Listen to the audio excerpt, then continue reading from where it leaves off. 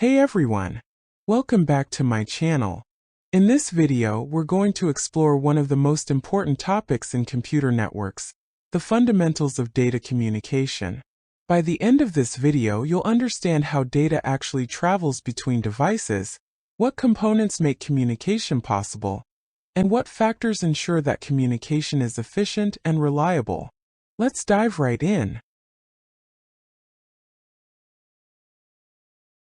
Data communication simply means the exchange of data between two devices through a medium such as cables or wireless signals. For example, when you send an email, your computer becomes the sender, the network acts as the medium, and the receiver's computer gets the message. This process happens using defined rules, timing, and accuracy to ensure the information is delivered correctly and securely.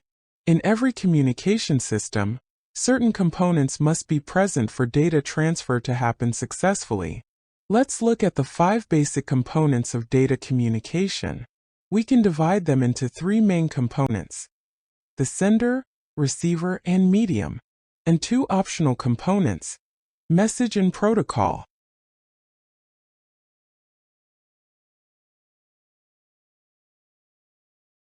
Sender. This is the device or system that generates and sends the data. It could be a computer, a smartphone, a sensor, or even a server. The sender is responsible for creating the message and transmitting it through the communication medium. Receiver. This is the device that accepts the transmitted message.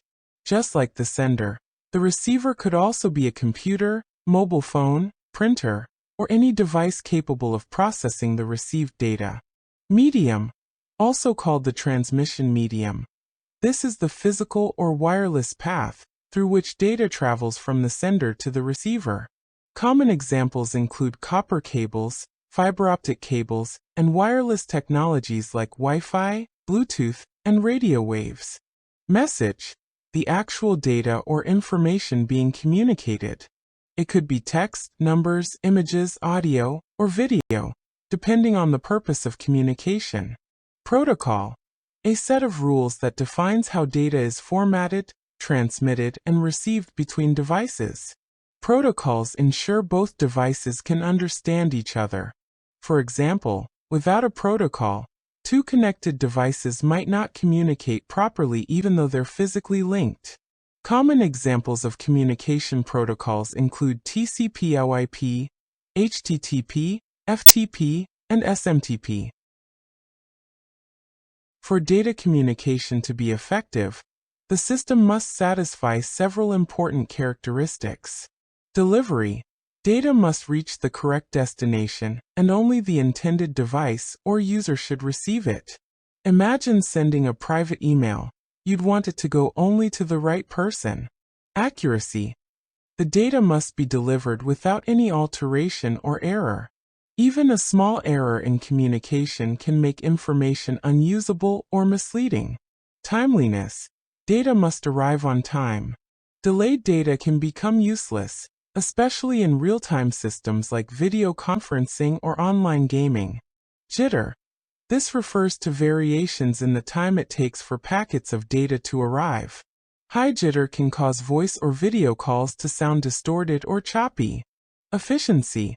The system should use available resources like bandwidth, power, and processing time effectively to deliver good performance. Security. Data must be protected from unauthorized access or tampering during transmission. This ensures that private or confidential information stays safe from hackers or eavesdroppers. Now let's talk about how data is represented during communication.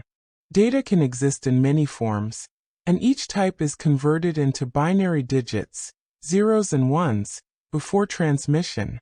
Here are some common types of data representation. Text, represented using standardized codes such as ASCII or Unicode. Numbers, represented directly in binary form, zeros and ones.